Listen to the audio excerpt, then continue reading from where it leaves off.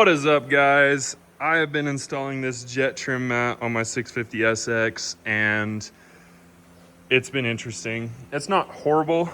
It definitely seems worse than it is. I was really hoping there was a YouTube video on the 650SX specifically before I started. There wasn't. I thought about making one, but I was like, well, if I screw it up, I don't want to lead others astray. So here we are. I started with the end caps. The biggest issue I had with the end caps was trying to figure out where to line up the actual padding. They have like a strip of excess that tucks underneath this side pad. So what I did is I kind of put this on up here at the front, and I kind of got a gap on that one. So we're learning. First time doing this, by the way. But anyways, I put it up here where it was gonna go, ran it back. I said, okay, it's gonna stop roughly right there. I got some Sharpie on it and I did these. Turned out okay. I did these first, obviously, and I think that's why that one has a little bit of a gap. Maybe, I don't know.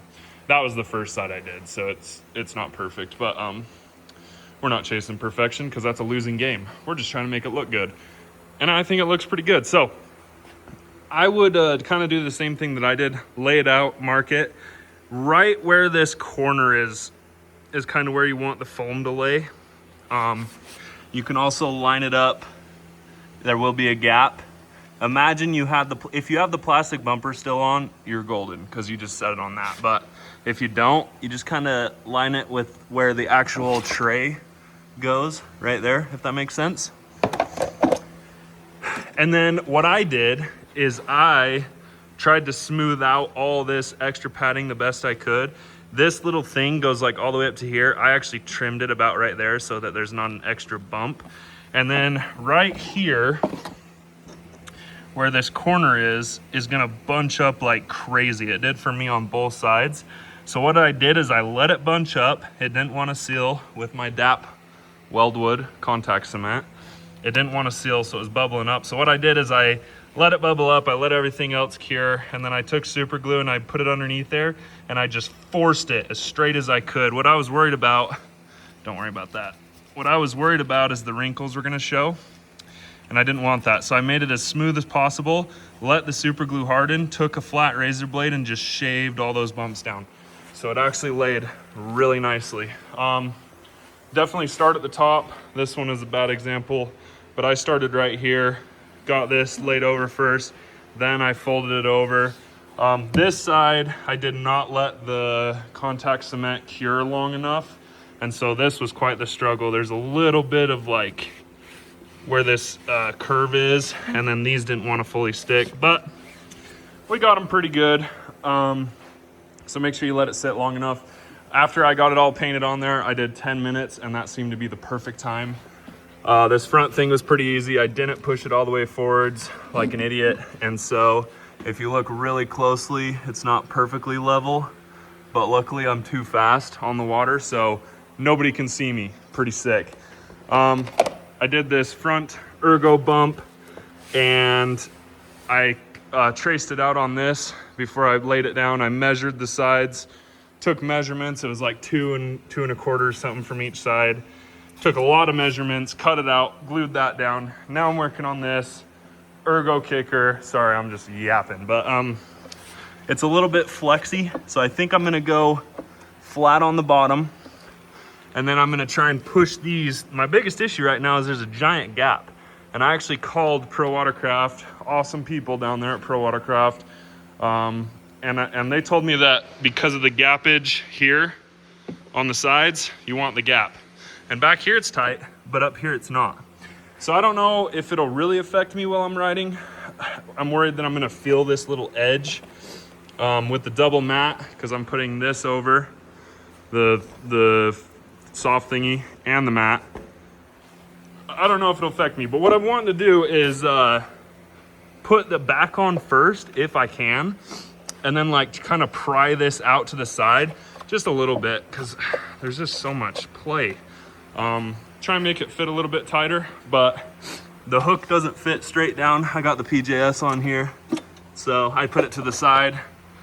Worked out very nicely, but it is coming along greatly. I've super glued this side down. Looks really slick. This is not super glued, so you can tell the difference, but this is. Kind of just been going back and forth on it, but she's gonna be done today, for sure.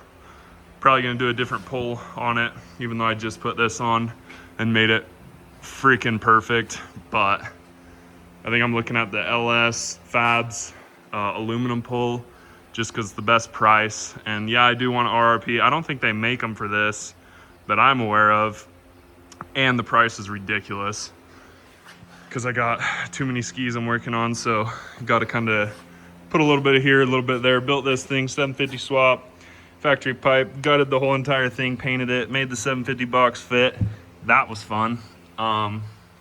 It is so freaking loud. Kaufman pipe factory, 750 big pin, single 46. Probably gonna go to duals eventually when I build this engine. I have a Superjet, so for now, I'm just making it sick and cool and put it back together. This is my OG ski. So I got sponsons. I got rear hole extensions that will be going on as soon as this turf is done. But yeah, I just want to make a quick video. It's already 6 minutes of me yapping, but to hopefully help some people out. If you're diving into this first time, just make sure, clean it up, sand it down, clean it before you put it down with acetone. Make sure it's fully clean. And then try and lay an even coat of weldwood. It's kind of difficult to lay it even. It seems to want to clump up kind of, even after shaking it up. You'll go through a lot. I don't know if I'm using too much, but I'm already down to like that of a fresh can. And I burnt through these too. These little ones that I had laying around. There's some in here still. But yeah, you'll use a lot of that. I want it to stay, so I'm not too worried about it. I'm freaking using it all. But next step, like I said, get this lined up. I'm really hoping I can flex it out. I'll keep you posted if that's even possible. Gonna give it a shot. Give it my best shot, and we'll go from there. Okay, we missed a couple steps, but we kind of just finished it. I'm gonna give you the breakdown. You do not need to spread these out because 2 reasons. 1, you can't really fill them, I guess.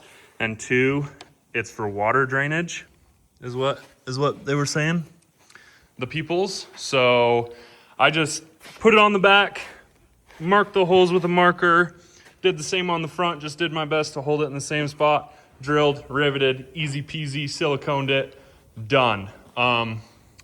Laid that comfort mat, pretty easy. It was actually harder than the top mat, I think. Did the top mat and turned out incredible, honestly. No bubbles. What I did is I cut the fatigue mat right here on the edge, and then I trimmed it at an angle. And then the top mat I just brought all the way down. And then from here, I could have just cut this, but I super glued all this, wrapped it up underneath, super glued it on the back side. So I don't think it's coming off. So one thing I would have changed is they send the fatigue mat, and I should have done this. I don't know why the freak I didn't. Probably because brain fog, been doing this all day, whatever. But I really should have done it. They have, you can see the little missing piece of the fatigue mat for the old eyelet. I could have freaking took some of my spare stuff and put it right there. Didn't do that. So next time we will do that one. And it's whatever. It's a 1988. Like I said, perfection, losing game. It's fine. It looks good. It's going to ride good. It's going to feel good. So biggest thing to look out for when you're doing this kit is these lines actually are supposed to line up. This side looks a little bit closer. Makes perfect sense. Really hard to do. I should have taken more time to put this right up against here. I mean, you can clearly see how much it's sagging if you focus on it. If you're just looking at it, you're like, dude, sick ski, bro. And I'm like, yeah, dude. It's all good. But when you really start looking at it, we got a gap. We got some lines that don't really line up. But I will say, for the first time doing this, I'm really stoked. I was expecting it to be so much worse. And honestly, I'm giving myself an A+ because next one's gonna be so much cleaner. And I already bit the frog, ate the frog. The frog's been eaten. I super glued this part down all the way up into here. I super glued this piece to this piece in between here, both sides. Super glued all the edges and the trim and really went crazy. I super glued all of this together. Trying to be preventative, but I am so stoked on it. My time's run out today. I think I didn't get to do the tank cover, didn't get to do the side turf, didn't get to do hole extensions, easily could, but I'm gonna go enjoy the rest of my Saturday night and take it easy and get ready to restart the week again. But hopefully this helped out a little bit. There's like zero information on 650s unless you hop on the forums. Maybe it's because it's self-explanatory. I mean, I just did it. I watched a video doing like a super jet, and yeah, I don't know. But anyways, hopefully this helped. If you like jet skis, if you like bikes and stuff, or dogs, if you like dogs, like Willow. Maybe you like golf carts. Holy cow, Krager's on a golf cart? What? Subscribe, hit the like button, comment something. Comment a picture of your ski or something. But anyways, happy shredding, boys. Have a good one.